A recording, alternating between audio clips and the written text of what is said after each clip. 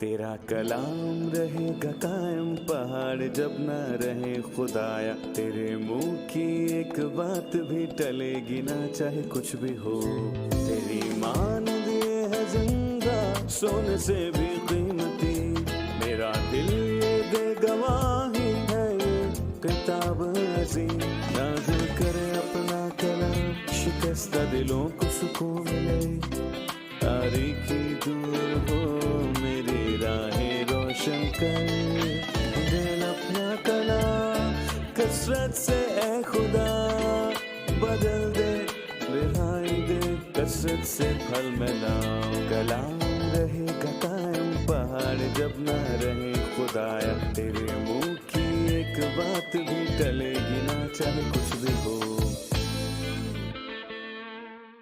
عزیز ناظرین، میں Ayad Zarif آپ سب دیکھنے والوں کو ہمارے روز کے بائبلی مطالعہ پروگرام کی اس نئی قسط میں خوش آمدید کہتا ہوں۔ اپنے مطالعے میں ہم بائبل مقدس کی تمام کتابوں یعنی پیدائش سے مکاشفہ تک کا تفصیلی مطالعہ ہر سوموار سے جمعہ تک روزانہ کی بنیاد پر پیش کرتے ہیں۔ اب تک ہم خروج کی کتاب جو کہ بائبل مقدس کی دوسری کتاب ہے اس کے 14ویں باب تک پہنچ چکے ہیں، اور اس باب میں ہم پڑھیں گے کہ خدا کے لوگوں کی غلامی کا عرصہ جو انہوں نے مصر میں گزارا اختتام کو پہنچتا ہے، اور یہاں سے وہ آگے سینا کے بیابان کی طرف بڑھتے ہیں جہاں وہ ملک میں داخل ہونے سے پہلے اپنے 40 سال گزاریں گے، اور پھر ہم دیکھیں گے کہ انہوں نے اپنے 40 سال کیسے گزارے۔ لیکن پروگرام کا باقاعدہ آغاز کرنے سے پہلے میں بھائی یوسف ریاض کو خوش آمدید کہوں گا۔ بہت شکریہ بھائی۔ ساتھ ہی اسٹوڈیو میں موجود دیگر مہمانوں کو بھی خوش آمدید۔ بھائی یوسف، 14واں باب قومی تاریخ میں کس چیز کو پیش کرتا ہے؟ یہ بلاؤں کو پیش کرتا ہے۔ اس باب میں نجات آنا شروع ہوگی۔ وہ غلامی کے گھر سے نکالے گئے جہاں انہوں نے کئی دہائیاں گزار دیں، اور ان کی غلامی میں وہ کوڑے بھی کھاتے رہے اور ظلم برداشت کیا، اور جیسا کہ یسایہ کہتا ہے کہ انہوں نے مصیبت میں مشقت کی، لیکن اس عمل سے دو بڑے کام ہوئے۔ لوگ فرعون سے نجات پائیں گے اور مصریوں سے، اور فرعون کے سپاہی لال سمندر میں غرق ہوئے، مطلب فرعون اور اس کی فوج کو خدا نے سمندر میں ڈبویا۔ صحیح، خدا کے لوگ بچائے جائیں گے اور دشمن خداوند کے ہاتھ سے تباہ کیے جائیں گے ایک ہی وار سے۔ میں کچھ آیات پڑھنا چاہوں گا، پھر میں آپ سے سوال پوچھوں گا۔ جی ضرور۔ اور خداوند نے موسیٰ سے فرمایا کہ بنی اسرائیل کو حکم دے کہ وہ لوٹ کر مجدال اور سمندر کے بیچ فی ہخروت کے مقابل بالسفون کے آگے ڈیرے لگائیں، اسی کے آگے سمندر کے کنارے ڈیرے لگانا۔ فرعون بنی اسرائیل کے حق میں کہے گا کہ وہ زمین کی الجھنوں میں آ کر بیابان میں گھر گئے ہیں، اور میں فرعون کے دل کو سخت کروں گا اور وہ ان کا پیچھا کرے گا، اور میں فرعون اور اس کے سارے لشکر پر ممتاز ہوں گا، اور مصری جان لیں گے کہ خداوند میں ہوں، اور انہوں نے ایسا کیا۔ میں چاہوں گا کہ خداوند کے لوگوں کی مدد اور رہنمائی پر کوئی بات ہو کہ اس نے خروج میں ان کی راہ کیسے متعین کی۔ اس کی شروعات فسح کے فوراً بعد شروع ہو گئی تھی۔ ہم آگ اور بادل کے ستون کے بارے میں پڑھتے ہیں جو کہ اعلیٰ رہنمائی تھی۔ ہم نے پچھلے باب یعنی 13ویں باب میں دیکھا کہ خداوند نہیں چاہتا تھا کہ وہ فلسطین کے ملک کو پار کر کے اپنے ملک میں داخل ہوں، کیونکہ فلسطی انہیں پار نہ ہونے دیتے اور ان کو روک کر جنگ چھیڑ لیتے، اور میں کہوں گا کہ وہ اس وقت جنگ کرنے کی حالت میں نہیں تھے، لیکن خداوند انہیں لال سمندر کے کنارے کسی اور راستے سے لے گیا۔ ہم یہاں پر یہ نہیں سمجھ پا رہے، لیکن اس میں خدا کا کوئی خاص مقصد تھا، لیکن اس باب سے ہم سمجھ لیں گے، کیونکہ خدا فرعون کو اور اس کے سارے لشکر کو اپنا جلال دکھانا چاہتا تھا۔ خدا چاہتا تھا کہ وہ فرعون اور اس کی فوج کو لال سمندر میں ڈوبتا ہوا انہیں دکھائے، اور میرا خیال ہے کہ یہ سب دیکھ کر انہیں تسلی اور اطمینان ملتا ہے، کیونکہ فرعون کی فوج ان کے پیچھے تھی، اور اگر وہ نرم پڑ جاتے تو وہ واپس فرعون کی غلامی میں چلے جاتے، مگر انہوں نے ان کی لاشیں لال سمندر میں تیرتی ہوئی نظر آئیں، اور اس سے انہیں بہت تسلی ملی، اور اس سے خدا کا وہ مقصد پورا ہو گیا جس کی وجہ سے خدا انہیں ادھر سے لایا، کیونکہ خدا انہیں یہ سب کچھ دکھانا چاہتا تھا۔ لہٰذا خروج کی راہ بدلتے ہوئے خدا نے فرعون کو ان کے پیچھے بھیجا کہ اس کے لشکر پر اپنا جلال ظاہر کرے، وہاں بحیرہ کلزم میں۔ بالکل ٹھیک ہے۔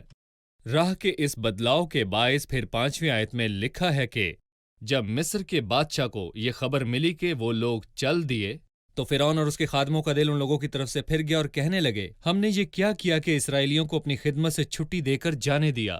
تب اس نے اپنا رتھ تیار کروایا اور اپنی قوم کے لوگوں کو ساتھ لیا، اور اس نے 600 چنے ہوئے رتھ بلکہ مصر کے سب رتھ اور ان سبوں میں سرداروں کو بٹھایا، اور خداوند نے مصر کے بادشاہ فرعون کے دل کو سخت کر دیا، اور اس نے بنی اسرائیل کا پیچھا کیا کیونکہ بنی اسرائیل بڑے فخر سے نکلے تھے، اور مصری فوج نے فرعون کے سب گھوڑوں اور رتھ اور سواروں سمیت ان کا پیچھا کیا، اور ان کو جب وہ سمندر کے کنارے فی خروت کے پاس بال صفون کے سامنے ڈیرا لگا رہے تھے ان کو جا لیا۔ جب فرعون نزدیک آ گیا، بنی اسرائیل نے آنکھ اٹھا کر دیکھا کہ مصری ان کا پیچھا کیے چلے آتے ہیں، اور وہ نہایت خوف زدہ ہو گئے۔ تب بنی اسرائیل نے خداوند سے فریاد کی اور موسیٰ سے کہنے لگے، کیا مصر میں قبریں نہ تھیں جو تو ہم کو وہاں سے مرنے کے لیے بیابان میں لے آیا؟ تو نے ہم سے کیا کیا؟ ہمیں مصر سے نکال لایا؟ کیا ہم مصر میں تجھ سے نہ کہتے تھے کہ ہم کو رہنے دے کہ ہم مصریوں کی خدمت کریں، کیونکہ ہمارے لیے مصریوں کی خدمت کرنا بیابان میں مرنے سے بہتر ہے؟ تب موسیٰ نے لوگوں سے کہا، ڈرو مت، چپ چاپ کھڑے ہو کر خداوند کے نجات کے کام کو دیکھو جو آج وہ تمہارے لیے کرے گا، کیونکہ جن مصریوں کو آج تم دیکھتے ہو ان کو پھر کبھی ابد تک نہ دیکھو گے۔ خداوند تمہاری طرف سے جنگ کرے گا اور تم خاموش رہو گے۔ فرعون نے ان کا پیچھا کیا اور لوگ خوف زدہ ہوئے اور موسیٰ سے تلخ باتیں کہنے لگے۔ اس پر آپ کیا کہیں گے؟ پہلی بات، فرعون نے اس باب میں بہت دفعہ اپنے ارادے کو بدلا، اور ہم اس باب میں یہ بڑے واضح طور پر پڑھ چکے ہیں کہ وہ بدلا اور اس کا دل سخت ہوا۔ وہ بات کرتا اور مکر جاتا ہے۔ وہ کون تھا جس نے لوگوں کو جانے دیا؟ ہم 12ویں آیت میں یہ دیکھتے ہیں کہ تب اس نے رات میں موسیٰ اور ہارون کو بلا کر کہا کہ تم میری قوم کے لوگوں میں سے نکل جاؤ۔ لیکن یہاں پر فرعون نے صبح تک کا انتظار نہ کیا، بھلے ہی ان کے پاس بچے اور مویشی تھے، اور ان کے پاس آٹا جو گندھا ہوا تھا ان کے لگنوں میں موجود تھا اور بے خمیر تھا۔ انہیں وہ سب کچھ چھوڑ کر جانا پڑا۔ انہیں جانے کی جلدی تھی، اور جب اسے ان کے جانے کی خبر ملی تو اس نے اپنا دل بدل لیا تھا، حالانکہ اس نے خود ہی انہیں جانے کو کہا۔ یہ اس کی عکاسی ہے جو جھوٹوں کا باپ ہے، جس کے بارے میں مسیح نے کہا کہ ابلیس جھوٹا ہے بلکہ وہ جھوٹوں کا باپ ہے، لیکن یہاں پر اس کی ضد بھی نظر آتی ہے۔ ایک اور بات، اپنے پیلوٹے کے مرنے کے باوجود بھی وہ ہار نہیں مان رہا۔ وہ کہتا ہے اس کا جنازہ پڑھو، اور وہ خود کو سخت کرتا ہے۔ اگر اس کا بیٹا نہ مرتا تو وہ ان کا پیچھا کبھی نہ چھوڑتا۔ یہ شیطان کا عکس ہے۔ اگر مسیح ہماری خاطر ظاہر نہ ہوتا اور صلیب پر جان نہ دیتا، مطلب یہ کہ جس کو موت پر قدرت حاصل تھی وہ ابلیس کو شکست دے گا، اور یہی مسیح کی شان ہے۔ اور اگر ایسا نہ ہوتا تو ہمیں کبھی نجات نہ ملتی۔ اور اسی طرح خدا کے لوگوں نے بھی اس بات کو نہ سمجھا، حالانکہ وہ فتح تھی لیکن وہ ان کو شکست لگ رہی تھی۔ اور یہاں پر ہم یہ بات سمجھ پاتے ہیں کہ خدا کی سوچ ہماری سوچ سے مختلف ہے۔ یہ کیسے ممکن ہے کہ جو صلیب پر خود کو نہ بچا سکا اس نے پوری دنیا کی نجات کا کام کیا؟ وہ خدا کی حکمت سے انجان تھے، اور اس دور کے حکمران بھی جن کے پاس چند روز کی حکمرانی تھی، اگر وہ اسے جانتے تو اسے مصلوب نہ کرتے۔ شکریہ۔ ہم ایک چھوٹے سے وقفے کے بعد دوبارہ حاضر ہوں گے۔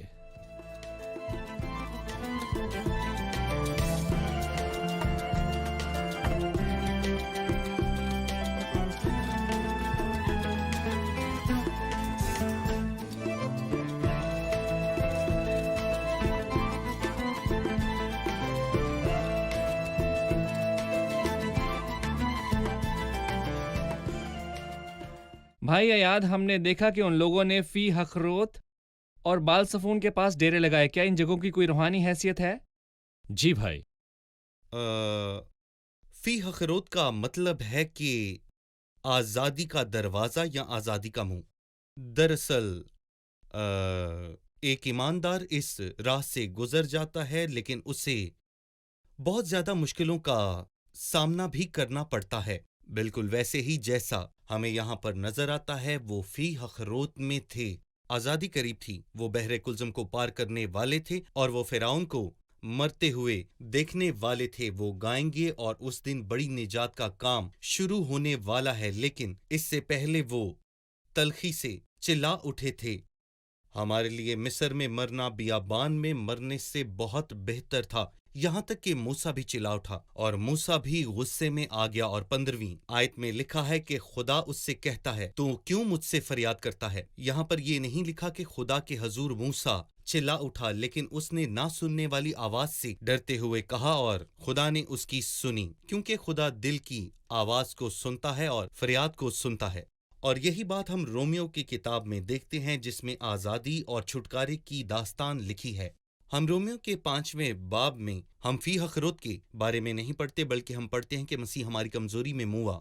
लेकिन रोमियो के 8वें बाब में हम फी हखरोत के ताल्लुक से नहीं पढ़ते, पर रोमियो के 7वें बाब में मातम के बाद जो आखिरी आयत 7वें बाब में है, हाय मैं कैसा कमबख्त हूँ, क्या ऐसा ही मातम यहाँ नहीं किया गया?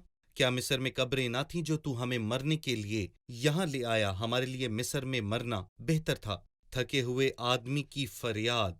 और रोमियो 7वें बाब में कमबख्त आदमी की फरियाद, हाय मैं कैसा कमबख्त हूँ। लेकिन इसके फौरन बाद आया कि खुदावंद यीशु मसीह के वसीले खुदा का शुक्र हो। वो मजीद कहता है, पस अब सजा का हुक्म नहीं, क्योंकि जिंदगी के रूह की शरीयत ने मसीह यीशु में तुम्हें गुनाह और मौत से आज़ाद किया। और आज़ादी की मुकम्मल तालीम रोमियो 8 में शुरू होती है। खुरूज के इस मुकाम की जोग्राफियाई अहमियत ये है कि ज़मानों से लोग इसे शक की निगाह से देखते आए हैं। जी, कुछ कहते हैं लोग बहरे कुल्ज़म से पार नहीं गए और इसके 2 हिस्से नहीं हुए थे, बल्कि उन्होंने दलदल को पार किया था। और उस वक्त लोग लहर को देख रहे थे, और जब लहर आई तो लोग उस दलदल के पानी में आ गए। और ये एक राय है जो खुदा के लोगों के बहरे कुल्ज़म से खरूज पर तनकीद करती है।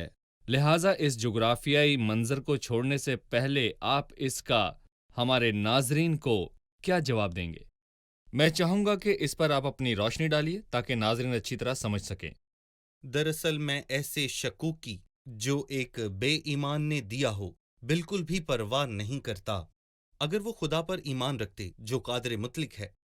और अगर वो कादिर मुतलिक है तो वो मौजज़ों की कुव्वत भी रखता है। लेकिन वो जो इस बात का इनकार करते हैं, यहाँ 2 बातें हैं। जो उसका इनकार करते हैं वो उसे नहीं मानते, और जो उसे मानते हैं वो कहते हैं कि वो है, लेकिन वो मौजज़ों की कुदरत नहीं रखता और वो सबकी तरह कुदरत का गुलाम है।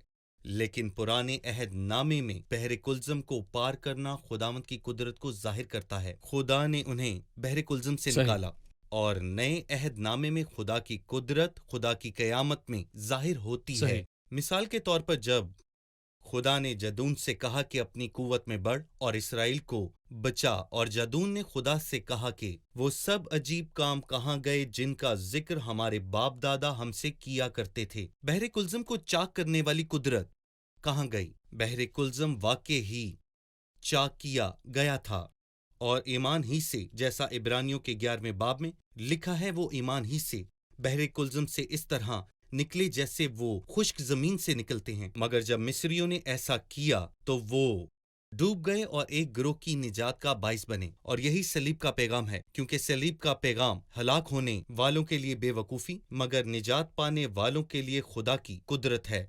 और जो कोई उस पर ईमान लाएगा उसे हमेशा की जिंदगी मिलेगी। अगर लोगों ने दलदल ही को पार किया था तो फिरौन और उसका लश्कर क्यों डूब गया था? मैं यहाँ पर पूछना चाहूंगा, क्या फिरौन के लश्कर में ऐसा कोई ना था जो ऐसा कर सके, मतलब बचा सके? ये अहमकाना बात है। राहब ने उस ज़मीन के बारे में कहा, क्योंकि हमने सुना कि खुदावन ने तुम्हारे आगे बहरे कुल्ज़म के पानी को सुखा दिया। और ये सब कुछ सुनते ही हमारे दिल पिघल गए, और वो इस वाक़े को जानती थी। राहब क़यामत के रोज उस नस्ल के साथ जी उठेगी और गवाही देगी, क्योंकि उसने खुदा की कुदरत पर ईमान रखा, और यही उसके बचने की वजह थी। मैं 2 आयत पर बात करना चाहूंगा ताकि हम कुछ सीख सकें। 13वीं और 14वीं आयत में लिखा है, मूसा ने कहा, डरो मत, चुपचाप खड़े होकर खुदावन के निजात के काम को देखो जो वो आज तुम्हारे लिए करेगा। और फिर कहा कि खुदावन तुम्हारी तरफ से जंग करेगा और तुम खामोश रहोगे। खुदा की निजात के एवज हमारा क्या किरदार है? दर हकीकत बहरे कुल्ज़म में उनका कोई किरदार नहीं। खामोश रहो और बस देखो। सलीब पर मेरा क्या किरदार है? मेरे गुनाहों ने मसीह को मसलूब किया। मैंने क्या किया? कुछ नहीं, लेकिन मैंने मसीह को देखा जो मेरे लिए मुआ, जो हमारे गुनाहों के लिए हवाला कर दिया गया और हमको रास्तबाज ठहराने के लिए जलाया गया और ईमान रखा। हमें क्या करना चाहिए? यहाँ आखिरी आयत में दर्ज है, उन्होंने खुदावंद और उसके बंदे मूसा पर यकीन किया। हम फक्त उस बड़ी खबर का यकीन करते हैं जो सच में हुई। और जब हम वादे की सरजमीन में दाखिल होने की बात करते हैं, यानी वादे की सरजमीन में, तो उन्हें कुछ करना पड़ा। ये निजात का एक और पहलू है। लेकिन यहाँ पर तुम खामोश रहो और तुम्हें कुछ नहीं करना, और हमें भी देखना है। ठीक कहा। और पूरे कलाम से हम ये सीखते हैं कि बरकतें सिर्फ खुदा ही से मिलती हैं और इंसान खामोश रहता है। इंसान खामोश रहता है और खुदा काम करता है। जब खुदा ने अब्राहम से औलाद का वादा किया तब सच है, अब्राहम सो रहा बिल्कुल। था और खुदा ने सब कुछ किया और निजात की खातिर मसीह ने सब कुछ किया और बगैर ईमान के हम कुछ नहीं। मेरा ख्याल है कि ये मेरे पैदा होने से पहले हुआ, जब उसने कहा तमाम हुआ। सही। 15वीं आयत, खुदावंद ने मूसा से कहा, तो मुझसे क्यों फरियाद करता है? बनी इसराइल से कह कि वो आगे बढ़ें, और तू अपनी लाठी उठाकर अपना हाथ समुंदर के ऊपर बढ़ा और उसे 2 हिस्से कर, और बनी इसराइल समुंदर के बीच में से खुश्क जमीन पर से निकल जाएं। और मैं मिस्रियों के दिल सख्त कर दूंगा और वो उनका पीछा करेंगे, और मैं फिरौन और उसके रथों और उसके सवारों पर मुमताज हूंगा, और मिस्री जानेंगे कि मैं खुदावंद हूं। और जब मैं फिरौन और उसके रथों और सवारों पर मुमताज हो जाऊंगा, तो खुदा का फरिश्ता जो इसराइली लश्कर के आगे आगे चलता था जाकर उनके पीछे हो गया, और बादल का सतून उनके आगे से हटकर उनके पीछे हो गया, यूं मिस्रियों और इसराइली लश्कर के बीच में हो गया। सो वहां बादल भी था और अंधेरा भी, मगर रात उसी से रोशन रही। बस वो रात भर एक दूसरे के पास नहीं आए। मैं इन आयात पर बात करना चाहूंगा कि कैसे खुदा इस जंग को लड़ा। भाई, आप इस बारे में क्या कहेंगे? खुदावंद ने उन्हें फी हखरोज जाने को कहा, और खुदावंद ने फिरौन का दिल सख्त किया ताकि वो उस पर मुमताज हो। और मेरा ख्याल है कि ये जुमला तकरीबन 3 मर्तबा आया है, आयत 4 और 17 में, और आयत 18 में लिखा है, मैं फिरौन और उसके लश्कर पर मुमताज होऊंगा। और खुदा सच में उस शख्स पर मुमताज हुआ जिसने शुरुआत में कहा था कि मैं खुदावंद को नहीं जानता और इसराइल को मैं क्यों जाने दूं, लेकिन उसने नहीं जाने दिया। और वो खुदावंद को जानता था, और उसने इतराफ किया कि खुदावंद सच्चा है और मैं और मेरे लोग झूठे हैं। तभी ऐसे लोगों के लिए खुदा की अदालत है, और उन लोगों के लिए भी जो खुदा की तौहीन करते हैं। लेकिन खुदा आज फजल, सबर और इंतजार का मौका देता है, लेकिन जो लोग इस मौके से फायदा नहीं उठाते, मतलब जब फिरौन को खुदा ने इसराइल के पीछे भेजा और वो पहुंचा, तो लोग चिल्ला उठे, मूसा भी चिल्ला उठा। तब खुदावंद ने हैरान कुन काम किया, वो लोगों के आगे से हटकर उनके पीछे जा खड़ा हुआ, ताकि वो अपने लोगों और मिस्रियों के दरमियान एक दीवार बन जाए, ताकि मिस्री तुम्हें मारने ना पाएं और तुम्हें नुकसान ना पहुंचाएं। जब तक मैं तुम्हारे दरमियान हूं, ऐसा कोई नहीं कर सकता। और मैं यहाँ पर यह भी कहूंगा कि पीने की आर पर लात मारना बहुत आसान काम है, लेकिन हमें ऐसा नहीं करना चाहिए। फिर मूसा ने समुंदर पर अपना हाथ बढ़ाया और खुदावन ने रात भर पूरी आंधी चलाकर समुंदर को हटाया और उसे खुश्क जमीन बना दिया, और पानी 2 हिस्से हो गया। और बनी इसराइल समुंदर के बीच से निकलकर खुश्क जमीन पर चले गए, और उनके दहने और बाएं पानी दीवार की तरह था। और मिस्रियों ने ताकुब किया, और फिरौन के सब घोड़े और रथ और सवार उनके पीछे समुंदर के बीच चले गए। और रात के पिछले पहर खुदावंद ने आग और बादल के सतून में से मिस्रियों के लश्कर पर नजर की, और उनके लश्कर को घबरा दिया, और उनके रथों के पहियों को निकाल डाला। और मिस्रियों ने कहा, आओ इस्राएलियों के सामने से भागें, क्योंकि खुदावंद उनकी तरफ से लड़ता है। और खुदावंद ने मूसा से कहा, अपना हाथ समुंदर के ऊपर बढ़ा, ताकि पानी मिस्रियों और उनके रथों और सवारों पर फिर से बहने लगे। सो मूसा ने अपना हाथ समुंदर पर बढ़ाया, और सुबह होते ही समुंदर अपनी असली कुवत पर आ गया, और मिस्री उल्टे भागने लगे। और खुदावंद ने समुंदर के बीच ही में मिस्रियों को तहवाबाला कर दिया, और पानी पलट कर आया, और उसने रथों और सवारों और फिरौन के सारे लश्कर को, जो इसराइलियों का पीछा करता हुआ समुंदर में गया, गर्क कर दिया, एक भी ना बचा। पर बनी इसराइल समुंदर के बीच में से खुश्क जमीन पर चलकर निकल गए और पानी उनके दाहिने और बाएं हाथ दीवार की तरह रहा। हम एक छोटे से वक्फे के बाद मेहमानों के सवालात के साथ दोबारा हाजिर होंगे।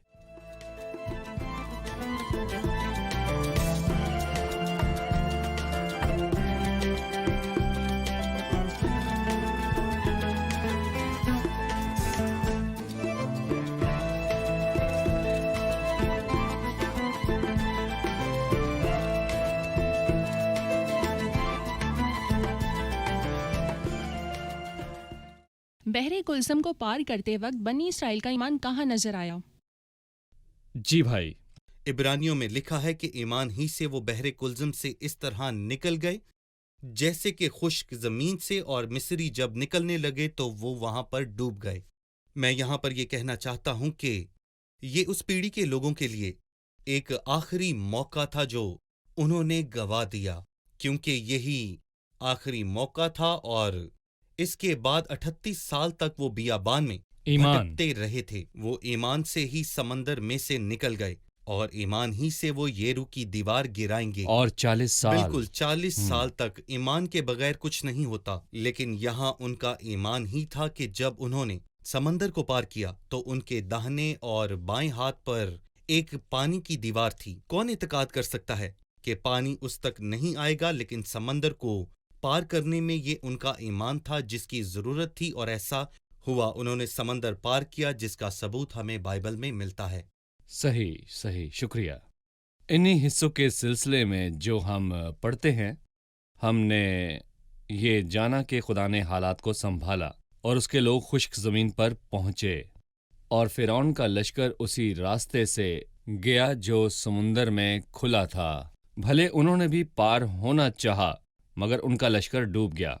मैं जानना चाहता हूं कि सलीब हमारे लिए निजात और हमारे दुश्मन शैतान के लिए हलाकत कैसे बनी। जैसा कि आपने पहले कहा कि बहरे कुलज़म में दाएं और बाएं लोगों की निजात थी, लेकिन फ़िरौन के लिए वहां पर बर्बादी थी। और ज़बूर 136 में लिखा है, उसकी शफ़क़त अब तक है, और ये जुमला तकरीबन 26 दफ़ा आया है। और ज़बूर 136 में यह भी लिखा है कि उसी का जिसने हिस्सा कर दिया है, उसकी शफ़क़त अबदी है और इसराइल को पार किया। उसकी शफ़क़त अबदी है, लेकिन फ़िरौन और उसके लश्कर को बहरे कुलज़म में डाल दिया गया। लेकिन फ़िरौन इसलिए तबाह ना हुआ कि उसका बदला अबदी है, और ना ही इसलिए कि उसका इंसाफ अबदी है, बल्कि इसलिए कि उसकी शफ़क़त अबदी है। मगर फ़िरौन इस बात से वाकिफ ना था। फ़िरौन से निजात जो कि शैतान का एक अक्स है और वो उसकी शबी है, लेकिन सलीब के वसीले से हमारी निजात है, और हलाकत शैतान के लिए है। सलीब हमारा कफारा है। वो हमारे लिए मौत की सज़ा लिए हुए खड़ा था, मतलब वो हमारे गुनाहों को हमारे खिलाफ लिए हुए खड़ा है। लेकिन खुदा मुंसफ और रास्त है। गोया वो खुदा से कहता है कि तुझे कानूनन इस शख्स को अबदी सजा देनी होगी, और वो खुदा से कहता है इसे सजा दे जिसने तेरा कानून तोड़ा और तेरे खिलाफ गुनाह किया। गोया उसका फैसला हमारे खिलाफ होना था। लेकिन जब मसीह हमारे लिए सलीब पर कुर्बान हुआ तो शैतान उससे वाकिफ ना था, तो उसकी दलीलें जाती रहीं, और उसका मतलब ये था कि वो जो जी उठने के सबब से मौत पर कुदरत रखने वाला है, और जो उम्र भर मौत के डर से गुलामी में गिरफ्तार हैं, उन्हें ना छुड़ाए और वो उनको आज़ाद ना करवा सके। और हमारा मसीह हम सब के लिए मुआ, और शैतान की सब दलीलें जाती रहीं, और हमारे खिलाफ जितनी भी शिकायत थीं उन्हें मसीह ने सलीब पर खत्म किया। सही। 30वीं आयत, सो खुदावन ने उस दिन इसराइलियों को मिस्रियों के हाथ से इस तरह बचाया, और इसराइलियों ने मिस्रियों को समुंदर के किनारे मरे हुए पाया, और वो बड़ी कुदरत जो खुदावन ने मिस्रियों पर जाहिर की थी देखी, और वो लोग खुदावन से डरे और खुदावंद और उसके बंदा मूसा पर ईमान लाए। इस बाब के आखिरी अल्फाज से पता लगता है कि खुदावन ने इसराइल के दिलो ज़हन पर अपनी छाप छोड़ दी। आप इस बारे में क्या कहेंगे? जैसा कि मैंने कहा कि ये मिसाल खुदा की कुदरत का एक पैमाना बन गई, क्योंकि फ़िरौन ने जो किया اس نے لوگوں کی تحقیر اس انداز میں کی کہ شاید انسانی تاریخ میں ہمیں اس کی مثال اور کہیں بھی نہیں ملتی۔ کسی نے کہا ہے کہ وہاں سے لوگوں کو نکلنے میں بس ایک رات لگی، لیکن سچ یہ ہے کہ ان لوگوں کو وہاں سے نکلنے کے لیے 40 برس لگے۔ 40 برس، ایک پوری عمر، 40 برس لگے۔ لیکن میں یہاں پر ایک خاص آیت پر آپ کی توجہ دلانا چاہتا ہوں۔ 27ویں آیت میں لکھا ہے، مصری الٹے پاؤں بھاگنے لگے۔ یہ کہاں بھاگنے لگے؟ یہ پانی سے بھاگ رہے تھے۔ گویا خدا ان سے یہ کہنا چاہتا تھا کہ اب تمہارے پاس بچنے کا کوئی راستہ موجود نہیں، اور اگر آپ بچنا چاہتے ہیں تو ابھی آپ کے پاس وقت ہے، لیکن عدالت کے غضبناک روز آپ کے پاس بچنے کی کوئی راہ موجود نہیں ہوگی۔ اس لیے مصری اپنی پوری قوت سے پانی سے نکلنے کی کوشش کرتے رہے، مگر وہ مارے گئے۔ شکریہ، ہمارے پروگرام کا وقت ختم ہوا چاہتا ہے۔ اب مہمانوں سے رائے جانتے ہیں۔ آج کے پروگرام سے آپ نے کیا سیکھا؟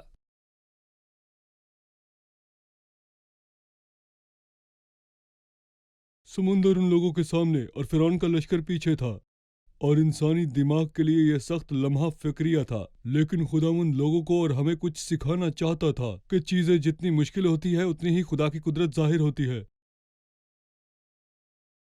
انسانی ذہن کو حالات بھلے ہی ناممکن لگے، لیکن ایمان خدا سب کچھ کر سکتا ہے، اس کا کوئی منصوبہ ناکام نہیں ہوتا، اور خدا سب کچھ کر سکتا ہے۔ جیسا کہ بحر کلثم کو پار کرنا بنی اسرائیل کے لیے نجات اور مصریوں کے لیے ہلاکت تھا، اسی طرح خدا کا کلام ہے، کیونکہ صلیب کا پیغام ہلاک ہونے والوں کے لیے بے وقوفی، مگر ہم نجات پانے والوں کے لیے خدا کی قدرت ہے۔ شکریہ، خدا آپ کو برکت دے۔ بھائی خدا آپ کا بھی برکت شکریہ۔ دے۔ عزیز ناظرین، آج کی قسط میں ہم نے دیکھا کہ خدا کی قدرت بحر کلثم پر کس طرح ظاہر ہوئی، اور ہمارے زندہ خدا کی وفاداری اور اس کی حکمت بھی ظاہر ہوئی۔ جب اس نے ابراہام سے اپنا وعدہ پورا کیا، جب اس نے اسے بتایا کہ اس کے لوگ وہاں اجنبی اور غلام ہوں گے اور دکھ اٹھائیں گے، مگر وہ انہیں نکال لائے گا۔ خدا کی وفاداری اس کے وعدوں میں ظاہر ہوئی، اس کی حکمت ظاہر ہوئی۔ خدا کے لوگ جب بڑے سمندر کے بیچ سے گزرے تو خدا نہیں چاہتا تھا کہ وہ آسان راستے سے گزریں، بلکہ انہیں وہ کلثم کے راستے سے لے کر گیا تاکہ خدا کی حکمت اور قوت ان کے آگے ثابت ہو۔ خداوند جانتا تھا کہ اسے کیا کرنا ہے۔ ہمارا زندہ خدا ناممکن کام کو ممکن بنا سکتا ہے، کیونکہ وہ قدرت والا خدا ہے، اور یہی قدرت کلثم سے نکلتے ہوئے اس کے لوگوں نے دیکھی، اور خدا پوری قدرت کے ساتھ ان پر ظاہر ہوا تاکہ راہ میں انہیں کوئی کمی نہ ہو۔ ہمارے زندہ خدا کی وفاداری ان پر ظاہر ہوئی، خدا کی حکمت ظاہر ہوئی، خدا کی قدرت ان پہ ظاہر ہوئی۔ اسی طرح جب ہم کبھی کسی مشکل میں ہوتے ہیں تو ہمارا زندہ خدا ہمیں اس مشکل سے نکالتا ہے۔ اگلے پروگرام میں آپ سے پھر ملاقات ہوگی۔ خداوند آپ کے ساتھ ہو۔